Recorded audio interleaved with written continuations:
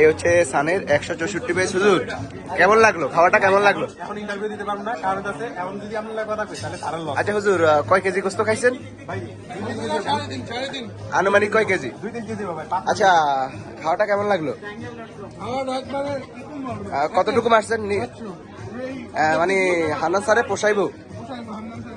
আচ্ছা ইফাত, আচ্ছা ইফাতের কিছু না, ইফাত শেষ। খাওয়া কিরকম হয়েছে? আচ্ছা, কতটুকু মারতে পারবা? হ্যাঁ ঠিক আছে, নিম্নে 5 কেজি মারতে হইব, 4 টাকা উসুল করতে হইব। খাওয়ার কিরকম হয়েছে? কয়বার নিচ্ছেন?